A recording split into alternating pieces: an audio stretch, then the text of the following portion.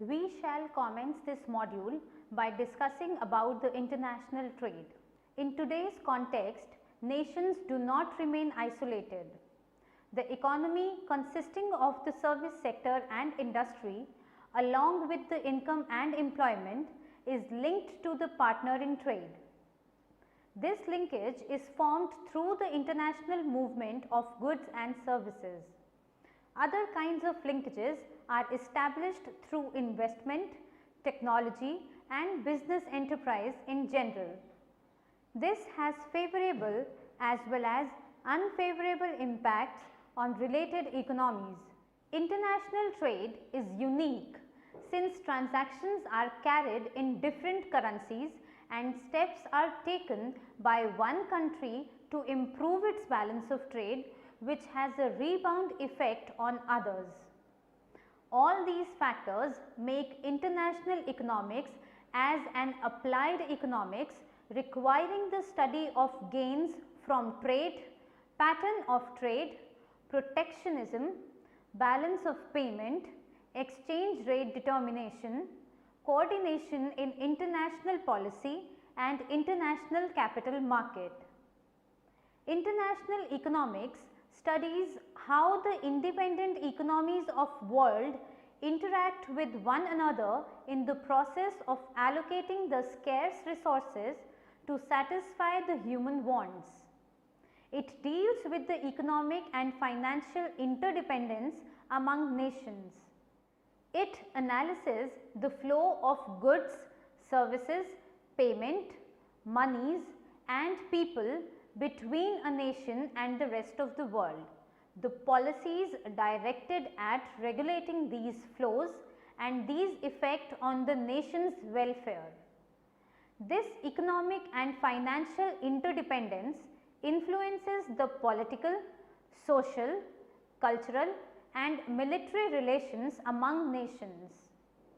The field of international economics has emerged as a specialistic field of economics over the past 2 centuries with contributions from some of the world's most distinguished economists from Adam Smith to David Ricardo, John Stuart Mill, Alfred Marshall, John Maynard Keynes and Paul Samuelson, who have developed in depth and width over time by a lot of theoretical, empirical and descriptive contributions. International economists view the world as a community of separate states, each with its own constellation of natural resources, capital, labor and knowledge, its own social and economic institutions and its own economic policies. Like many other disciplines, international economics has also 2 distinct parts, theoretical and descriptive. Theoretical international economics, the theoretical part tries to go beyond the phenomena to seek general principles and logical framework which can serve as a guide to understand the actual events. Like any other economic theory, it uses for this purpose abstractions and models often expressed in the mathematical form. It can be further divided into pure and monetary theory, each containing the aspects of both positive and normative economics, although these aspects are strictly intertwined. The pure theory of international trade, which has a microeconomic sense, covers mainly the effects of trade on production, consumption and distribution of income and effect of trade on relative factor prices and product prices, gains from trade and distribution of gains, etc. The international monetary theory, which is of a macroeconomic nature, deals with the matters pertaining to the balance of payments and international monetary system.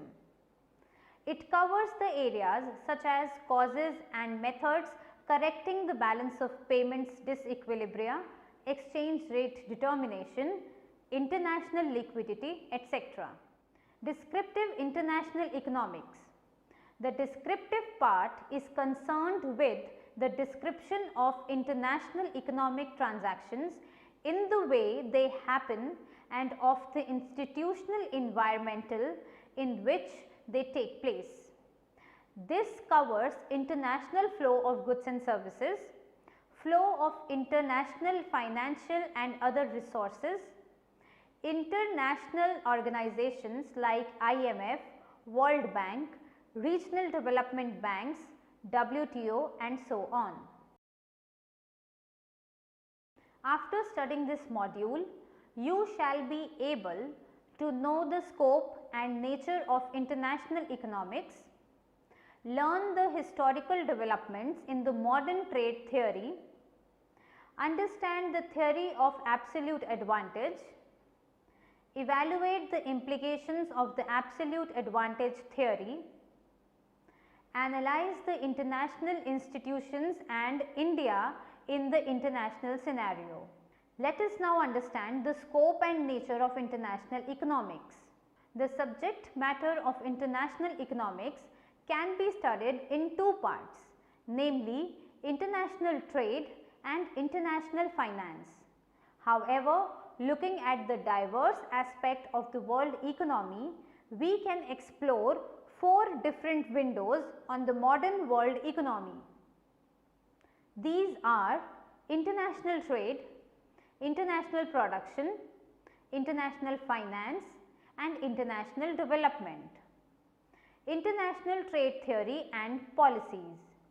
They are the microeconomic aspects of international economics as they deal with individual nations treated as single units and with the relative price of individual commodities.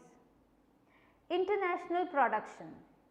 Here the production of a product in multiple countries is taken into account.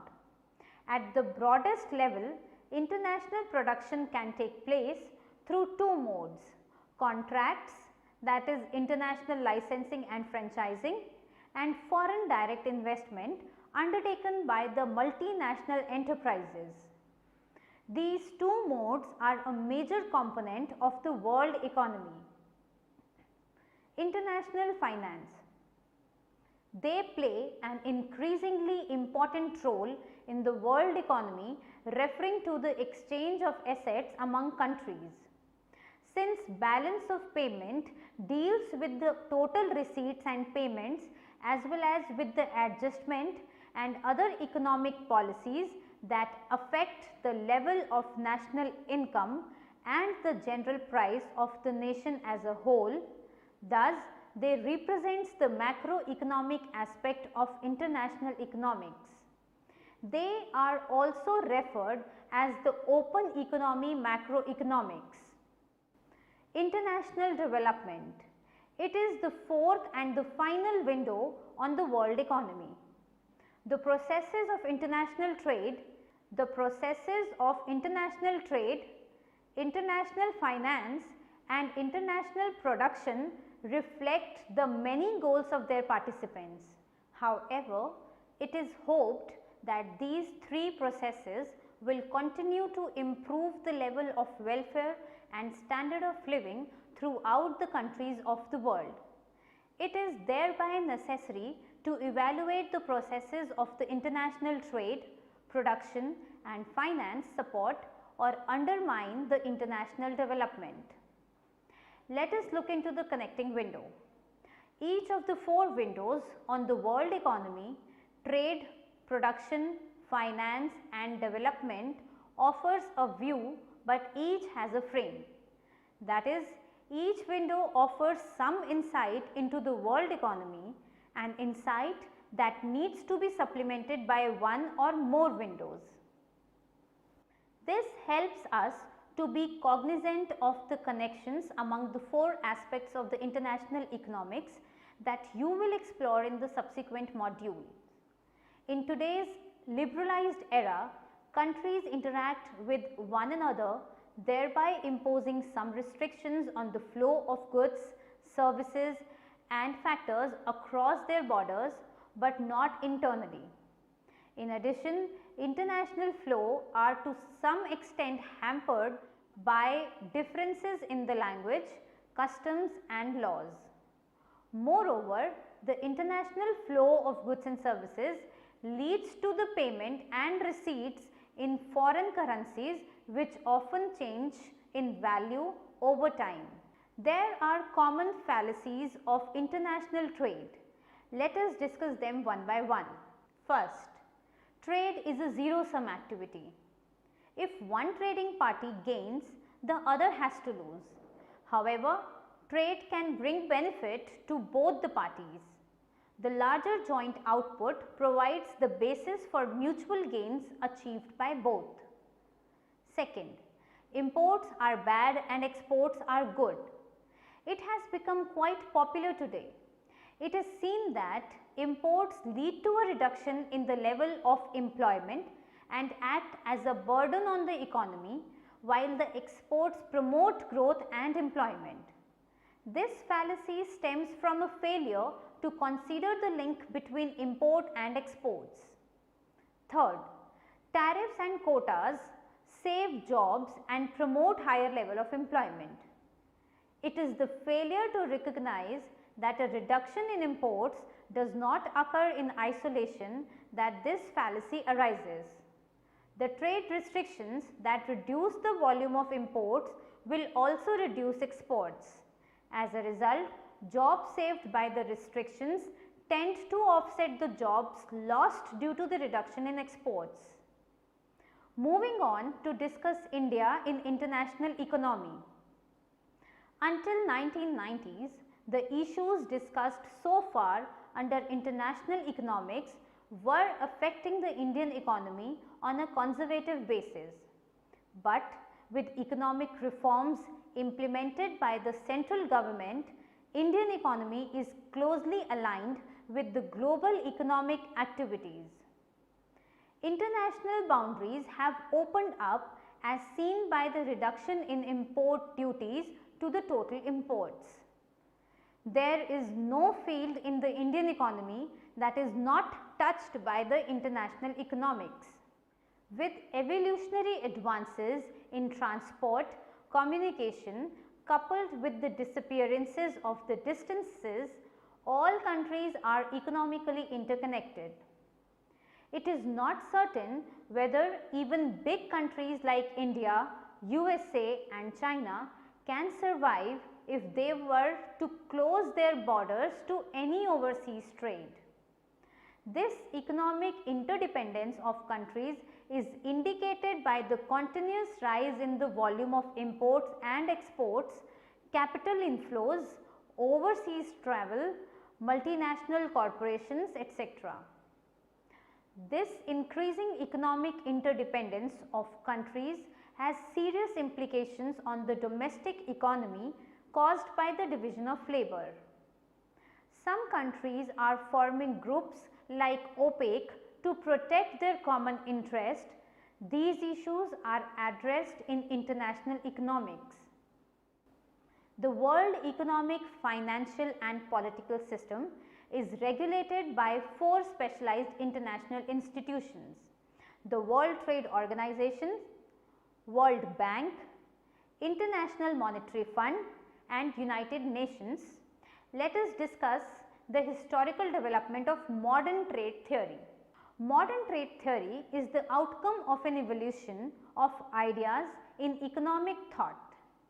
In particular, the writings of the mercantilist and later those of the Adam Smith and David Ricardo have been instrumental in providing the framework of modern trade theory. Mercantilist view on trade. During the period 1500 to 1800, a group of writers from countries such as England, Spain, France, Portugal and the Netherlands were concerned with the process of nation building. Specifically during 17th and 18th centuries, they wrote essays and pamphlets on international trade that advocated the philosophy of mercantilism. According to Gray, mercantilism was conditioned by 2 things: perpetual neediness of government and effect of the discoveries of precious metals and their inflows to the European economies. It promoted government regulation of a national economy for the purpose of augmenting the state power at the cost of rival national power. Mercantilists maintained that a nation can become rich and powerful if its exports are more than its imports. The resulting export surplus would then be settled by an inflow of bullion or precious metals, primarily gold or silver. Thus, the government needed to do it all in its power to stimulate the exports and discourage or restrict imports. However, since all the nations could not simultaneously have an export surplus and the amount of gold and silver was fixed at any particular point in time, one nation could gain only at the expense of the other nations. The mercantilists believed that national interests were basically conflicting in nature. Let us now discuss the features of mercantilism. Maintaining a surplus in the balance of trade and accumulating gold were the keys to prosperity. Next, bullion and treasure were the essence of wealth. Next, to regulate foreign trade in order to maximize social welfare. Next, to promote industry and import cheap raw materials but not food materials. Next, promoting colonism where the ruler with more gold could maintain the larger and better armies. Next, place heavy tariffs on the imported manufactured goods. Next, encourage exports of manufactured goods. Next, state intervention is essential to solve the problems of society and regulate all economic activity. It preached the economic nationalism as it believed that nation could gain only at the expense of the others. Next, we shall discuss the criticism of mercantilism. Too much importance was given to gold and silver. Next, the mercantilist overemphasized commerce, trade, but undermines agriculture. Next, it wrongly believed in the concept that favorable trade only leads to prosperity of a country. Next, lacked universal applications due to the lack of scientific system of thought. Next, moreover, it assumed wrongly that in a foreign trade, when one country gains, the other losses, thereby a mutually advantageous trade is possible between countries. Next, the adverse effects of continuous favorable trade were ignored by many mercantilists except Thomas Mun. Next, it was a temporary and short-term policy which cannot be undermined as it provided strong basis for the capitalism. Now, the mercantilist static view of the world economy where trade was regarded as zero-sum game was challenged by Adam Smith with his publication in 1776 Wealth of Nations. According to Smith, international trade is actually a positive sum game where the nations take the advantage of specialization and the division of labor, which further increases the general level of productivity within a country and thus increases the world output. According to the dynamic view of Smith regarding trade, both the trading partners could simultaneously enjoy higher levels of production and consumption. Smith's trade theory is explained further in the next section. Now, we will further move to discuss the theory of absolute advantage which was given by Adam Smith. Adam Smith, a classical economist, he was a core believer of free trade on the grounds that it promoted international division of labor. This forms the basis for pure theory of international trade. The absolute advantage theory states that a nation will gain the most from producing the products that take the advantages of its most readily available resources. This implies that easier access to particular materials and other similar elements will make a country best suited for the specific kind of production activity. It includes the increased efficiency and cost saving. When a nation has an absolute advantage, it has something that is desirable to the other nations, which inspires trade. According to the absolute advantage theory, out of two or more parties, the one that produces more products with the same resources has the advantage. For example, if two companies each have 5 employees and one can produce 10 units per hour while the other can produce 12 units in the same period, then the second company has an absolute advantage. A country following the theory of absolute advantage would produce the products that work best with its resources. There are some assumptions of the absolute advantage. Let us know them. The trade takes place between two countries. Next, only two commodities are traded between the countries. Next, it advocated for a laissez-faire policy where free trade exists between the countries and leads to the efficient use of resources and would maximize the world welfare. Next, labor is the only element of the cost of production. Now, moving on, when one nation is more efficient or has absolute advantage over another in the production of one commodity, but is less efficient than the other nation in producing another commodity, then both nations can gain by each of them specializing in the production of the commodity of its absolute advantage and exchanging the part of its output with the other nation for the commodity of its absolute disadvantage. By this process, the resources of both nations are utilized most efficiently and the output of both the commodities will rise.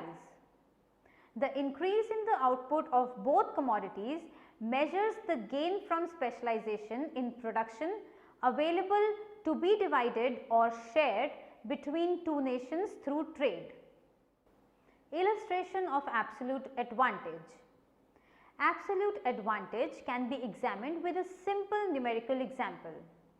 In the table provided below, it shows that 1 hour of labor time produces 6 bushels of wheat in United States, whereas only 1 in India. On the other hand, 1 hour of labor time produces 4 yards of cloth in United States, but 5 in India. Thus, we can see that United States is more efficient than or has absolute advantage over India in the production of wheat, while India is more efficient than or has an absolute advantage over United States in the production of cloth. With trade, United States would specialize into the production of wheat and exchange part of it for the Indian cloth. The opposite is true for India.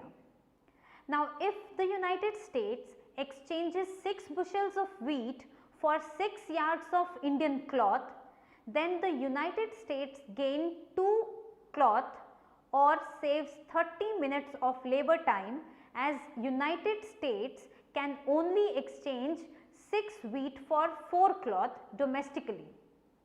Similarly, 6 wheat that India receives from the United States is equivalent to or would require 6 hours of labor time to produce in India.